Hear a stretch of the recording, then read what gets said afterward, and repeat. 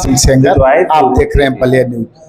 अभी हम रसड़ा में हैं और मैं बताना चाहूँगा कि आज रविवार है और बड़ा लोगों में जोरों की चर्चा है कि हर संडे हर रविवार को रसड़ा में डॉक्टर कर्ण सिंह चौहान आ रहे हैं। अभी मैं डॉक्टर कर्ण सिंह चौहान जी के पास चलते हैं और जानते हैं कि वहाँ किन किन रोगों का इलाज होता है और वो डिस्ट्रिक्ट हॉस्पिटल में उनकी पोस्टिंग है, तो टाइमिंग जानेंगे कि किस दिन रसड़ा में आ रहे हैं, क्या क्या स्वास्थ्य के लेकर उनसे कुछ जानकारी लेंगे, आप लोगों को साझा करिएगा। बने रहिएगा बलिया न्यूज।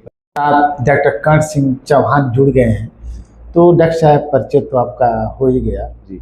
हम आते हैं कि अभी आप रसड़ा में बैठने की टाइमिंग क्या है या डे कौन सा है?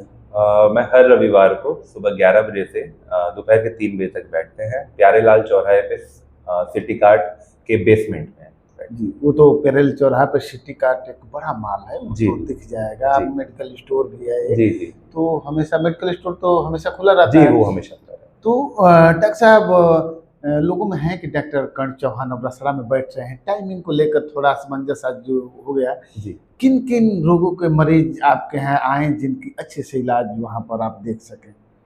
हड्डी से संबंधित सारे तरीके के रोग, जैसे कि जोड़ों पे दर्द हो गया, नसों में दबाव हो गया, अगर पहले कभी पैर टूटा है तो पैरों में जो टेढ़ापन होता है, टेढ़ेपन जैसा हो गया, किसी की हड्डी अगर टूटी है तो तो प्लास्टर भी हमारे यहाँ हो जाता है। यहाँ पे पैरों में अगर झंझनाहट है, सुनपन है, शियाटिका से संबंधित कोई भी दिक्कत हो तो भी हमारे यहाँ देखा जाता है। सब कई जगह देखा जाता है कि दुर्घटना में किसी की पैर हड्डियाँ सही से नहीं जुड़ी होती, तो क्या उस तरह के रोग का भी इलाज आपके यहाँ हो सकता है? जी, अवश्य बिल्कुल है हमारे पास।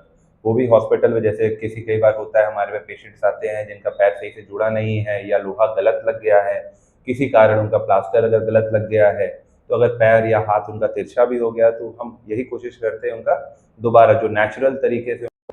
डॉक्टर साहब जी, एक ये देखा जा रहा है प्रायतः हर घर में जी 40-45 से उम्र होते ही घुटनों के दर्द से लोग हैं, तो क्या असर है या क्या इलाज है, क्या लोग करें?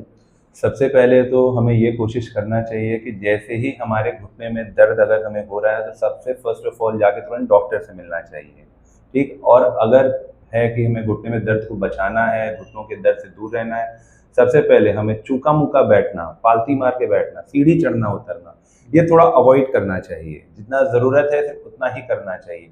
बाकी मोस्ट इम्पॉर्टेंट, जैसे कि हमारे बुजुर्ग लोग हैं जैसे 50-60 साल से ऊपर आ रहे हैं, तो उनको use of western toilet, commode वाला बाथरूम बहुत ज़रूरी है उनके लिए, कि घुटने पे उनका जोर कम से कम जाए।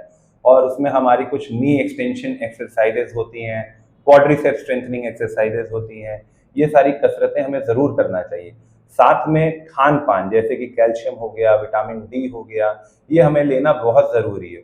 और लेना का मतलब है सिर्फ लेना नहीं, पर्याप्त मात्रा में लेना बहुत ज़रूरी है।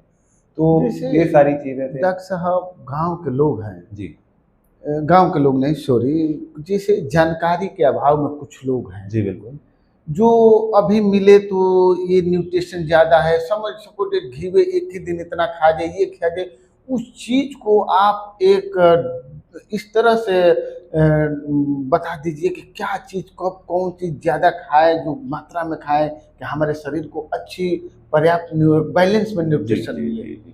जैसे कि जो भी महिलाएं होती हैं जो प्रेग्नेंट हैं या तो मिल्क फीडिंग दूध पिलाती हैं बच्चों को, उन्हें 1000 mcg कैल्शियम ज़रूर रोज लेना चाहिए।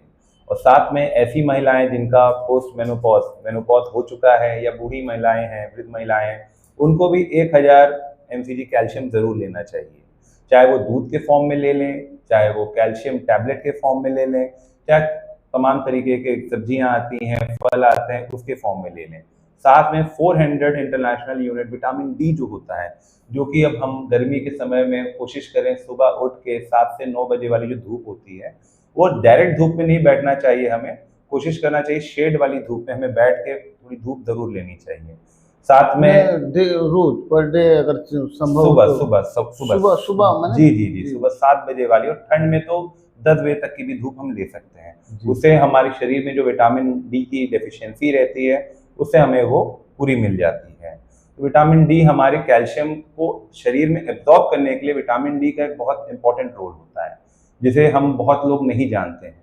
तो इसीलिए कैल्शियम जितना ज़रूरी हमारे शरीर के लिए रहता है, उतना ही ज़रूरी हमारे लिए विटामिन डी भी रहता है। तो इसीलिए विटामिन डी पर्याप्त मात्रा में लेना बहुत ज़रूरी है अच्छी हड्डियों, स्वस्थ हड्डियों के लिए। और डॉक्टर साहब, चर्चा तो हो ही रही, लोगों को पता चल जी गया जी खान पान से रिलेटेड। जी 60 से उम्र के लोगों को जी जी। ऐसी क्या सावधानियां बरतनी चाहिए जिससे उनको ऑर्थो की प्रॉब्लम से बचा जा सके? सबसे पहले तो जितने भी हमारे लोग हैं जो 60 साल से ऊपर हो रहे हैं या हो गए हैं, उनको अपने कैल्शियम, चाहे वो मिल्क फॉर्म में हो, विटामिन डी ज़रूर लें। ऐसे कार्य बिल्कुल ना करें जिसमें हमारे घुटनों की जो दर्द है वो और बढ़ जाए या स्वस्थ घुटनों में और दर्द आ जाए। तो घुटने मोड़ने वाले काम जितने भी हो सके हम अवॉइड करेंगे, बचेंगे उनसे, तो काफ़ी हद तक हमारे घुटने का दर्द बच सकता है। साथ में कमर की हड्डी, जैसे आज की डेट में हम ये भी देख रहे हैं कि जितने भी लोग 50 या 60 से ऊपर हो रहे हैं, उनमें शियाटिका, जो नस पे दबाव पड़ता है कमर में, वो बहुत कॉमन होता जा रहा है हमारे। तो भारी वजन कहीं ना कहीं देख के हमें भी देखना है कि सही पोजीशन में, सही तरीके से हम कोई भी कार्य कर रहे हैं कि नहीं कर रहे हैं। तो क्वालिटी ऑफ लाइफ और जिस तरीके से हम कोई भी कार्य कर रहे हैं, वो पोजीशन बहुत इंपॉर्टेंट है हमारे लिए। जी जी जी जी। तो कोशिश यही हमारी रहेगी कि सारी चीज़ों को फॉलो किया जाए। एक नियमित रूप से व्यायाम करना, एक्सरसाइज बहुत इंपॉर्टेंट है हमारी हेल्दी बॉडी के लिए, हेल्दी बॉडी के लिए भी, हेल्दी माइंड के लिए भी। एक्सरसाइज जरूर करें, दिन में 1 घंटा सुबह के टाइम या शाम के टाइम अवश्य अपने शरीर को देना चाहिए। एक्सरसाइज भी बहुत उतना ही important जरूरी है जितना खान पान। आप समझ जाइए, ऑर्थोपेडिक्स से संबंधित या किसी भी बीमारी के लिए अगर हम एक प्रॉपर डाइट इनटेक, मतलब खान पान अपना सुधार करते हैं, साथ में एक्सरसाइज करते हैं, 50 to 60% ऑफ द बीमारियां उसी में कम हो जाती हैं। जी, धन्यवाद।